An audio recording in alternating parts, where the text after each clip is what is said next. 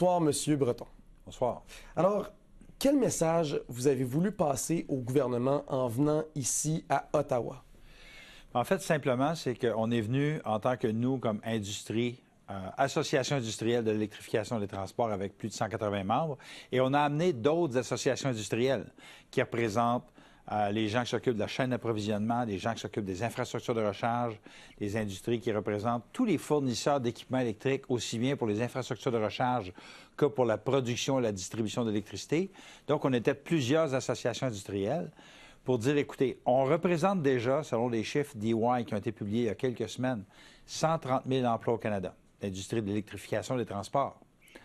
Selon EY, si on continue à avoir des politiques proactives en électrification des transports, pas ambitieuses, juste normales, on devrait être à 600 000 emplois en 2035.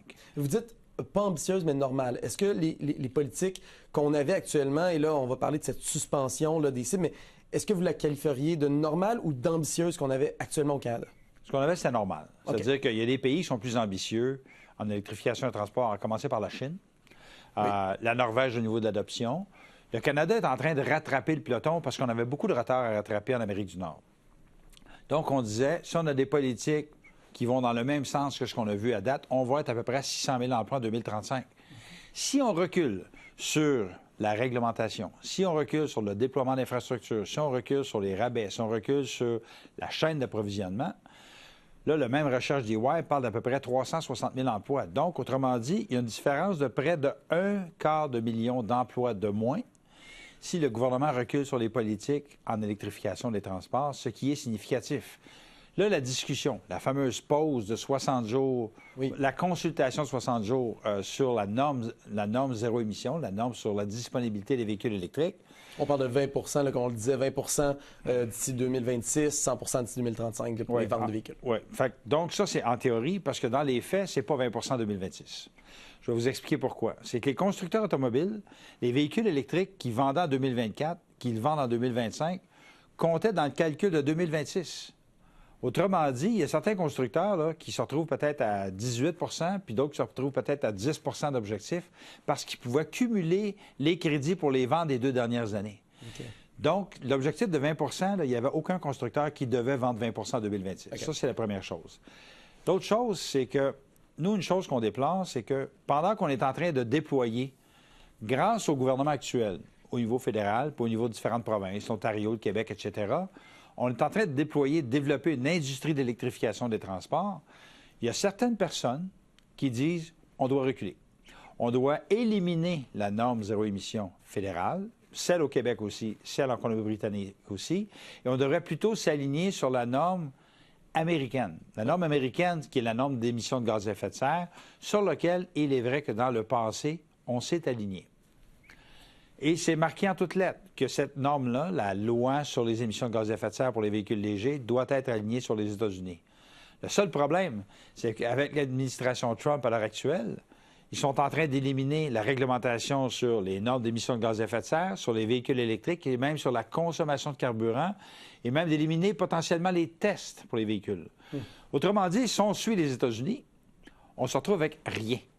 Puis on se retrouve avec un recul de 50 ans avant 1975, lorsqu'il n'y avait pas de réglementation. Considérant que, on doit le dire, là, le Canada est parmi les pires au monde en ce qui a trait aux émissions de gaz à effet de serre par kilomètre parcouru de sa flotte de véhicules légers. On était dernier, là, selon l'Agence internationale de l'énergie en 2019. On est encore dans les derniers. Le gouvernement dit on est en train de développer une industrie dans laquelle on investit plus de 40 milliards de dollars. On veut créer des emplois, mais on veut aussi faire en sorte de diminuer les émissions de gaz à effet de serre, diminuer les émissions polluantes. Fait que pour nous, on doit garder la norme. On peut l'ajuster.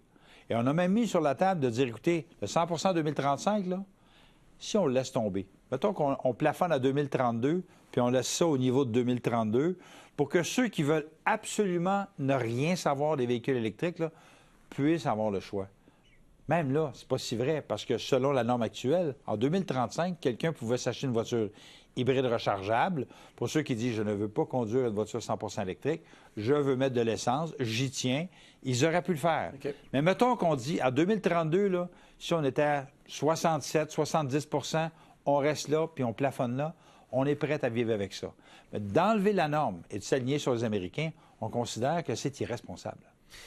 Donc, vous êtes en ville pour porter ce message, Oui. souligner les possibles régressions qu'il pourrait y avoir si on continue de s'aligner sur les États-Unis. Oui. Est-ce que vous avez rencontré des ministres, des élus, des représentants? Sentez-vous que vous avez été entendu au cours de votre passage ici dans la capitale? Bien, écoutez, à date, la réception était beaucoup de curiosité, je vous dirais. Les gens veulent en savoir plus parce que, écoutez, la situation, lorsqu'il est question de règlement, de loi, de normes, parfois, ça peut être un peu complexe. Et donc, c'est facile d'avoir une ligne facile pour dire, on ne fera pas en sorte que les gens n'auront pas le choix. Donc, tout ça pour dire qu'on veut essayer de rendre les choses plus intelligibles, plus faciles à comprendre, parce qu'il est important que les Canadiens comprennent que c'est une question de santé publique. Je vais vous donner un exemple. Moi, il y a 3 ans, j'étais à Oslo, en Norvège. À Oslo, en Norvège, qui est un pays nordique, ils sont rendus à plus de 95 de vente de véhicules électriques. À un moment donné, je me promène sur la rue, puis j'ai une espèce d'odeur étrange. Je me retourne, c'est un véhicule à essence qui passe. On le reconnaît. On le reconnaît. Et ça me rappelle à l'époque où j'étais plus jeune, où dans les bars et les restaurants, tout le monde fumait. Oui. Et là, à un moment donné, quand on a dit on va interdire aux gens de fumer dans les bars et dans les restaurants, il y a plusieurs commerçants qui ont dit on va faire faillite. Est-ce que vous pensez qu'aujourd'hui, en 2025, on viendrait en arrière sur la possibilité pour les gens de fumer dans les bars et les restaurants? La réponse est non. Bien, pour les véhicules à essence, il y a certains concessionnaires, il y a certains constructeurs qui disent on va faire faillite, on va perdre nos emplois, ça va être l'hécatombe. Dans les faits, je sais que le monde s'en va là. Et c'est pas parce que l'administration Trump, elle, décide de reculer contre les énergies renouvelables, contre la science dans les faits, que le Canada doit suivre les États-Unis. Il nous reste 30 secondes, ça va très vite, mais je voulais vous entendre. Il y a la question de l'importation des véhicules chinois. Oui. La Chine, ça pourrait diminuer le coût, ça pourrait faciliter, mais ça pourrait aussi mettre en jeu des emplois canadiens. Oui. Rapidement, là, très rapidement, quelle position devrait-on prendre au Canada? On doit trouver un équilibre. Écoutez, nous, on n'est pas pour enlever les tarifs de 100 mais on pense que 100 c'est trop élevé. On pourrait s'inspirer de ce que le Mexique vient d'annoncer à 50 On pourrait regarder ce qui se fait en Europe pour faire en sorte que les gens aient accès à des véhicules plus accessibles, plus abordables. Mais il y a aussi l'Europe. Il y a des véhicules électriques abordables européens qui, présentement, ne sont pas admis ici pour des raisons soi-disant de sécurité.